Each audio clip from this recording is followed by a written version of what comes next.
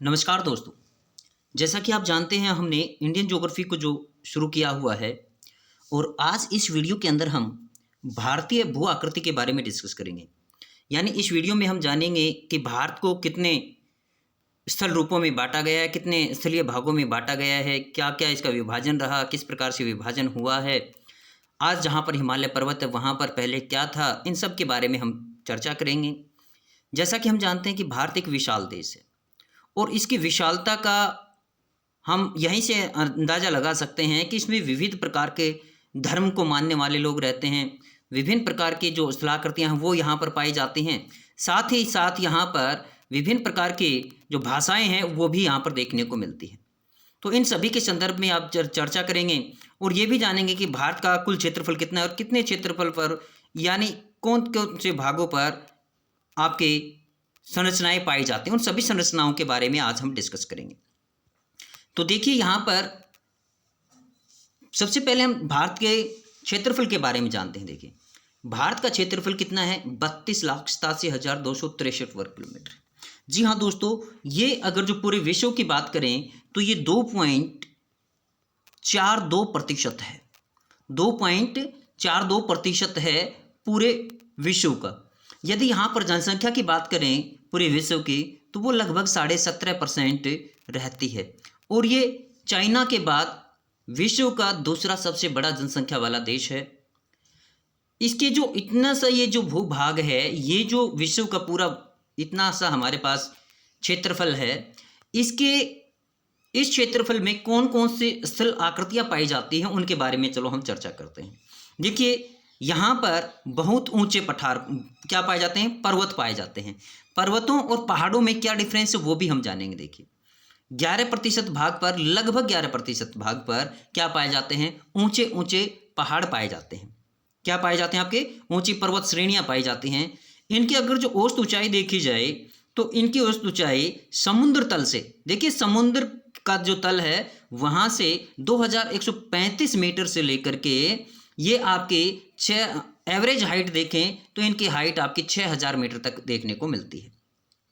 वहीं पर यदि हम पहाड़ियों की बात करें तो पहाड़ियाँ देखो ये 18% अभी है, ये कितनी है 18% भाग पर कितनी क्या फैली हुई है, पहाड़ियाँ फैली हुई हैं। पहाड़ियाँ जिनके जो ढाल हैं वो तीव्र नहीं होते हैं, पहाड़ियाँ छोटी ऊंचाई की होती हैं, ठीक है। यानी इनकी ऊंचाई जो है 305 मीटर यानी 300 मीटर से लेकर के 2000 मीटर तक की इनकी ऊंचाई पाई जाती है पहाड़ियों की।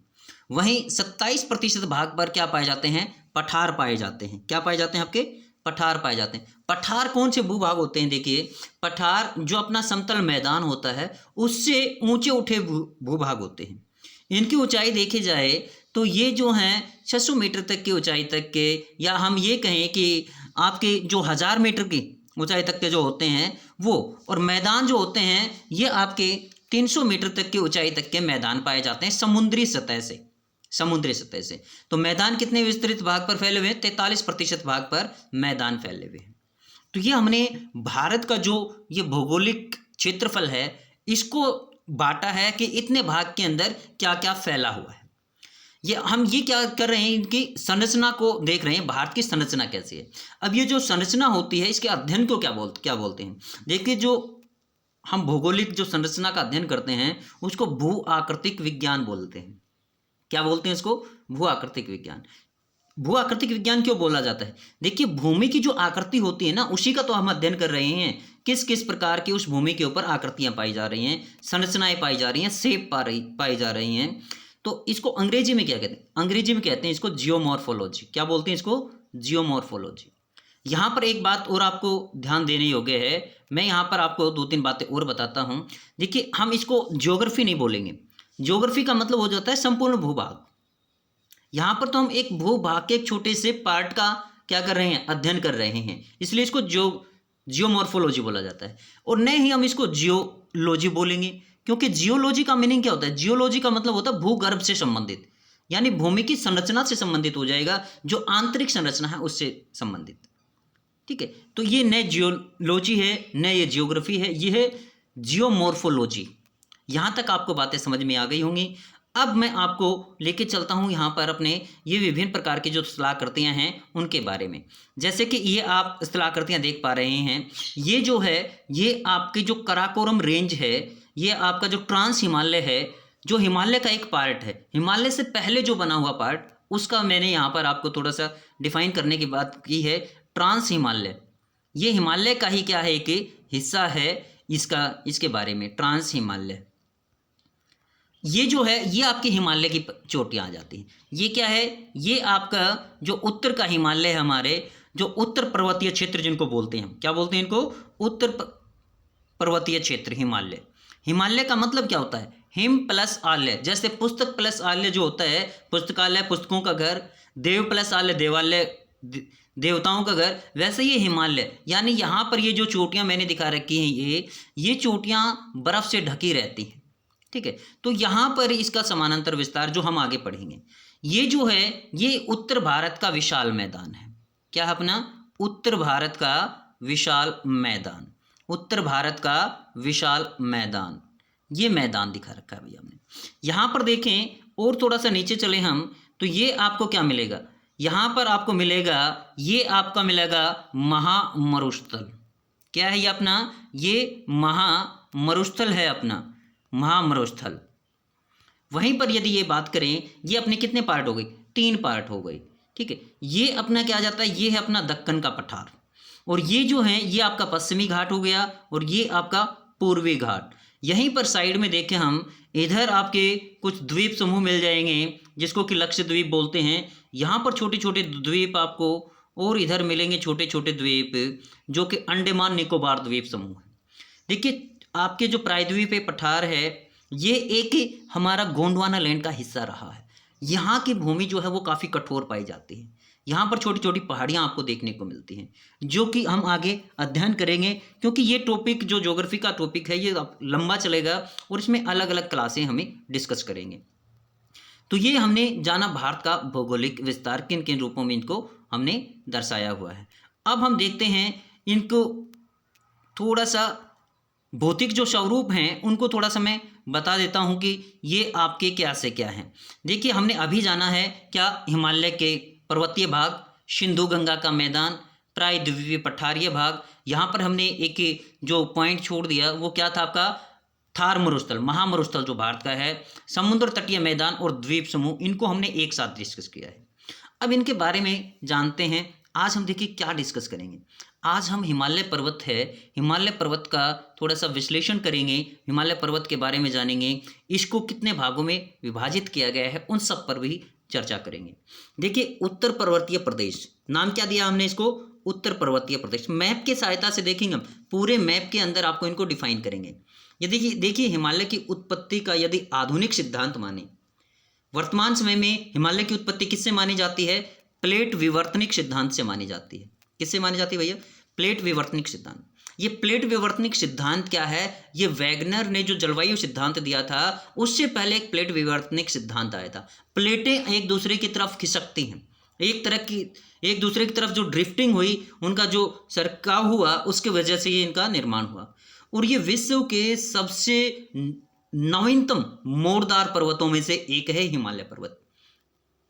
इसके बारे में बोला भी जाता है, बहुत से कवियों ने लिखा है, खड़ा हिमालय उत्तर में प्रहरी की भांति, खड़े रहो तुम अविचल रहकर, डरो न आंधी तूफानी में। तो इस प्रकार की कुछ कविताएं भी इनके ऊपर रची गई हैं, इन कंपोज की गई हैं। तो हिमालय जो पर्वत है इसका हमारे भारत के लिए काफ़ी महत्व है।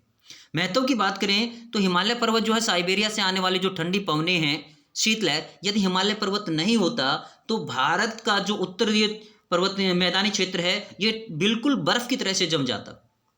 ठीक है, और न ही फिर जो मानसून से वर्षा होती है वो वर्षा हो पाती, क्योंकि ये मानसूनी वर्षा के रूप में सामने क्या है, एक अवरोध उत्पन्न करता है और बादलों को उधर नहीं जाने देता है, उस पार नहीं होने देता है, और बादल वहाँ से टकरा करके क्या करते हैं, बारिश करते हैं। अच्छा, अब यहाँ नवीन मोड़दार पर्वत है ये हमने जाना, लेकिन ये तो है आधुनिक विचार। इससे पहले यहाँ पर क्या था, देखिए यहाँ भूवैज्ञानिकों की बात को अगर जो हम माने तो जहाँ पर आज हिमालय पर्वत है, यहाँ कभी टैथिस नाम का क्या हुआ करता था, सागर हुआ करता था। तो इसको थोड़ा सा हम समझेंगे। देखिए कि मैं इसके लिए भी एक वो आपकी जो ड्रिफ्टिंग प्लेटें कैसे ड्रिफ्ट हुई है, एक दूसरे की तरफ कैसे खिसके हैं, उसके बारे में भी हम चर्चा करेंगे। पहले हम इसका विभाजन देख लेते हैं। देखिए ये विभाजन यहाँ पर मैंने आपको दिखाया, हिमालय पर्वत को हम कितने भागों में विभाजित करते हैं। देखिए हिमालय पर्वत को इस प्रकार से, जो हिमालय का ये जो विस्तार है, इस प्रकार से मान लीजिए हम हिमालय का विस्तार कर लें तो इस पर ये ऊंची ऊंची जो पहाड़ियां हैं, इन पहाड़ियों को हमने इस प्रकार से 3 भागों में विभाजित किया हुआ है। और एक है ट्रांस हिमालय जो यहाँ पर जाकर के खत्म हो जाता है। कैलाश मानसरोवर के आसपास क्या हो जाता है, ये खत्म हो जाता है। तो इस प्रकार से ये जो हमारा, अगर जो हम इधर से ये नॉर्थ वाला पार्ट बना देते हैं तो यहाँ पर ये ऊपर वाला पार्ट है, ये है आपका ट्रांस हिमालय। इसके बाद ये जो रेंज आ जाती है, ये आ जाती है आपके वृद्ध हिमालय। इसी का नाम महान हिमालय है, इसी का नाम आंतरिक हिमालय है, इसी का नाम कश्मीर हिमालय है। फिर आ जाता है अपना ये रेंज आ जाती है फिर लघु हिमालय की। ये रेंज क्या आ गई आपकी, लघु हिमालय की। इस लघु हिमालय को क्या बोलते हैं हम, इस लघु हिमालय को ऊपर वाले को क्या बोलते हैं, हिमाद्री, लेकिन इसको लघु हिमालय या हिमाचल हिमालय भी बोल देते हैं। इसी के अंदर अपनी कौन सी श्रेणी पाई जाती है, पीर पंजाल श्रेणी पाई जाती है। यहाँ पर ये जो अंतिम छोर है, यानी एक दूसरे के दक्षिण में हम देखें तो अंतिम जो अपना हिमालय का विस्तार है वो है शिवालिक की पहाड़ियाँ, जिनकी ऊंचाई जो है वो काफ़ी कम है, देखने को मिलती है। 600 मीटर से लेकर के ये 1600 मीटर के आसपास तक इनकी ऊंचाई है। ठीक है, तो ये था इसका कौन सा विस्तार है, ये है आपका पश्चिम से लेकर के पूर्व तक विस्तार है, पश्चिम से पूर्व। यानी इस प्रकार से हमने पश्चिम से पूर्व विस्तार बोले, या इसको यहाँ से लेकर के यदि हिमालय की ऐसे हम लंबाई देखें तो ये लगभग 2400 किलोमीटर के अंदर फैला हुआ है। कितने किलोमीटर में फैला हुआ है, 2400 किलोमीटर में। लेकिन कहीं कहीं भी इसकी चौड़ाई की बात करें ऐसे, यहाँ पर आपको इसकी चौड़ाई ज़्यादा दिखाई दे रही है, लेकिन इधर जाते जाते ये कम हो जाती है। यहाँ पर ये आपकी कहीं कहीं पर 900 किलोमीटर, तो कहीं कहीं पर ये 600 किलोमीटर, तो इसके मान के चलो कि एवरेज हाइट इधर ये 150 के आसपास रह जाता है, 150 किलोमीटर के आसपास अरुणाचल प्रदेश वाले एरिया के अंदर। वहीं पर यदि हम इसके जो अपने सर सिडनी ब्राड हैं, उन्होंने इसका कैसे विस्तार किया है, उन्होंने इसका पश्चिम से पूर्व की ओर विस्तार किया। ये जो विस्तार था ये था आपका उत्तर से दक्षिण, उत्तर से दक्षिण हमने ये विभाजन किया है। ये हमारा उत्तर से दक्षिण है, उत्तर से दक्षिण, उत्तर से दक्षिण, ये हमारा विभाजन है। ठीक है, तो सिडनी ब्राड ने क्या किया था, इनको डिवाइड किया था आपका क्षेत्रों के नाम पर। क्षेत्रों के नाम पर कैसे डिवाइड किया वो देखिए। क्षेत्रों के नाम पर जो डिवीजन हुआ था उसको मैं देख लेता हूं एक बार। देखिए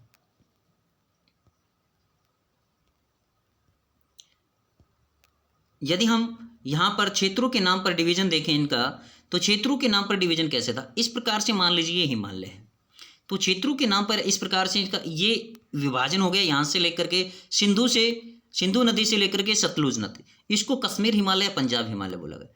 फिर यहाँ पर आ गया आपका एक और हिमालय, फिर एक हिमालय ये जो सबसे बड़ा हिमालय, और एक हिमालय ये, इस प्रकार से इसका विभाजन किया गया 4 में। पंजाब हिमालय जो कि कश्मीर हिमालय के नाम से भी जाना जाता है, किसके नाम से जाना जाता है, कश्मीर हिमालय के नाम से जाना जाता है। किस नाम से जाना जाता है आपका, कश्मीर हिमालय के नाम से जाना जाता है। ये आपका इस प्रकार का जो है ये विभाजन, एक ये विभाजन हो गया, एक ये हो गया ये, और ये आपका ये होता है सिंधु नदी से सतलुज नदियों के बीच का क्षेत्र ये। और इसकी अगर जो हम कुल लंबाई जाने तो ये है 560 किलोमीटर। आपका क्या रह गया, आपका 560 किलोमीटर। फिर आ जाता है ये आपका कुमाऊं हिमालय। कौन सा हिमालय आ गया, कुमाऊं हिमालय। कुमाऊं हिमालय की हो जाती है आपकी 320 किलोमीटर, 320 किलोमीटर। वहीं पर ये नेपाल हिमालय जो है ये सबसे बड़ा है, और इसकी लंबाई जो है वो आपके 800 किलोमीटर के आसपास है। और इसके बाद इससे छोटा आता है असम हिमालय, जो कि देखिए ये सिंधु नदी से तीस्ता नदी, सिंधु नदी से सतलुज नदी तक, ये सतलुज से लेकर के आपका आ जाता है तीस्ता नदी तक, सिंधु से लेकर के काली नदी तक, और काली नदी को ही सरयू नदी बोला जाता है। फिर यहाँ से काली से लेकर के ये आपका तीस्ता नदी तक आ जाता है, क्योंकि इसके इधर से तीस्ता जाती है, इधर से काली नदी निकलती है नेपाल के। तो इनके बीच का जो क्षेत्र है इसको नेपाल हिमालय के नाम से भी जाना जाता है। और संसार की सबसे ऊंची चोटियां इसी भाग में पाई जाती हैं। और ये जो हिमालय बच गया आपका, ये हिमालय जिसको कि असम हिमालय के नाम से जानते हैं, तीस्ता नदी से लेकर के जो अरुणाचल के आसपास से दिहांग नदी जो नीचे की तरफ भारत में जॉर्ज बनाते हुए प्रवेश करती है, यहाँ तक का है। तो ये इस प्रकार से ये आपका हिमालय का विभाजन हो जाता है। ये जो है एक तो पश्चिम से पूर्व की ओर विभाजन है, एक उत्तर से दक्षिण की तरफ विभाजन है, ये हमने जाना। अब हम थोड़ा सा इसके बारे में किसके बारे में जान लेते हैं कि हिमालय का कैसे विभाजन, हिमालय का अस्तित्व कैसे बना, उसके बारे में जान लेते हैं। देखिए यहाँ पर हमें एक आपको बढ़िया सी क्या बताता हूँ, ये आपकी जो प्लेट विवर्तनिक वाली जो थ्योरी है उसके ऊपर ये आधारित है। ये किस प्रकार से प्लेटें जो हैं वो ड्रिफ्ट हुई थी उनके बारे में हम देखेंगे। प्लेटों का ड्रिफ्टिंग देखते हैं, देखिए किस प्रकार से होता है। मैं यहाँ पर आपको एक बिल्कुल सिंपल भाषा में यहाँ पर आपको समझाने की कोशिश करूँगा। देखिए सबसे पहले क्या था कि ये जो मान लीजिए एक क्षेत्र था ऐसे, यहाँ पर एक क्या था, एक था पैंथिया और एक था पेंजालासा। एक पैंथालासा और एक ये पेंजिया। पेंजिया जो भूभाग था, ये प्लेटों में जो प्लेट विवर्तनिक जो प्रभाव हुआ वहाँ से ये जो एक भूभाग है मान लीजिए इस प्रकार से, और ये भूभाग फिर दो भागों में टूट जाता है प्लेटों की घटनाओं की वजह से। और ये दो भूभाग जो होते हैं इस प्रकार का, एक तो ये कंडीशन बनती है, फिर कंडीशन क्या बनती है, दूसरी कंडीशन देखिए, ये जो इस प्रकार का जो एरिया था, एक भूभाग बना आपका ये और दूसरा भूभाग बना आपका ये, और इनके बीच में यहाँ पर था टेथिस नाम का सागर। हुआ कैसे कि भारत जो है वो यहाँ पर स्थित था, यहाँ पर क्या है आपका भारत स्थित है, यानी भारत करक जो विषुवत रेखा है आपकी उसके नीचे था। धीरे धीरे इनमें क्या हुआ, इन प्लेटों के अंदर ड्रिफ्टिंग हो गई, ये प्लेटें एक दूसरे की तरफ खिसकनी शुरू हो गई। इसी प्लेट विवर्तनिक सिद्धांत के आधार पर है, ठीक है। तो ये प्लेटें एक दूसरे की तरफ गई, तो इस प्लेट ने ऊपर की तरफ जाना शुरू किया, ऊपर वाले ने नीचे की तरफ आना शुरू किया। इन दोनों के दबाव से क्या हुआ, ये टेथिस सागर के अंदर ये क्या है, ये आपका अंगारा लैंड और ये आपका गोंडवाना लैंड, इन दोनों के अंदर जो संपीड़न हुआ तो इनसे जो मलबा निकला, जो भी कबाड़ निकला, जो भी कूड़ा कचरा निकला, वो सारा इस टेथिस सागर में भरता चला गया।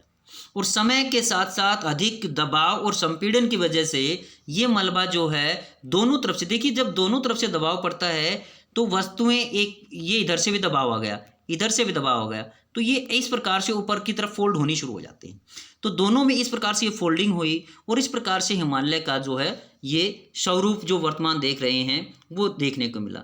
अब ये भारतीय प्लेट जो है कैसे टकराई है, ये देखिए भारतीय प्लेट की गति है और हिमालय की उत्पत्ति होती है यहाँ से।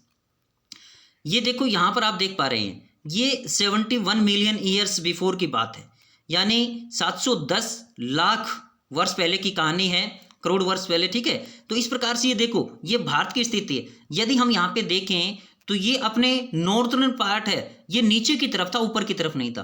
धीरे धीरे ये जो इंडियन लैंड मास है ये ऊपर की तरफ सरक रहा है। देखो जैसे जैसे ये ऊपर की तरफ सरकेगा तो देखो इक्वेटर कहाँ पर है, आप इक्वेटर को देखिए, इक्वेटर के जस्ट नीचे है भारत, इक्वेटर के नीचे है। और अब इक्वेटर भारत को देखें तो क्या है, इक्वेटर से 8.5 डिग्री ऊपर है भारत। तो ये देखो कैसे जा रहा है, ये है आपका वर्तमान भारत का स्वरूप। ये देखिए, ये आप देख पा रहे हैं, ये है। यहाँ पर देखिए ये यूरेशियन प्लेट से जाकर टकराने के बाद भारत रुका है, और यहाँ पर ये जो आप देख पा रहे हैं ये है आपका हिमालय पर्वत, जो कि इधर 2400 किलोमीटर से लेकर के 2500 के आसपास फैला हुआ है, और इधर ये 900 से लेकर के यहाँ 150 किलोमीटर तक इसका विस्तार पाया जाता है। उम्मीद करते हैं कि इस क्लास में जो महत्वपूर्ण जो ये आपको बताई गई हैं पॉइंट्स, ये आपको समझ में आए होंगे। और इसका जो हिमालय का जो नेक्स्ट टॉपिक हम लेके आएंगे, जिसके अंदर हम ट्रांस हिमालय और आपका वृद्ध हिमालय, मध्य हिमालय, लघु हिमालय, इन सब के बारे में चर्चा करेंगे। तो आज के लिए वीडियो में इतना ही डिस्कस करते हैं। उम्मीद करते हैं कि वीडियो आपको पसंद आएगी और आप सभी पॉइंट्स को समझ पाए होंगे। नेक्स्ट तब तक के लिए हम विदा लेते हैं। अगली वीडियो के साथ में मिलते हैं आपसे एक नए टॉपिक के साथ। तब तक के लिए thank you, have a nice day.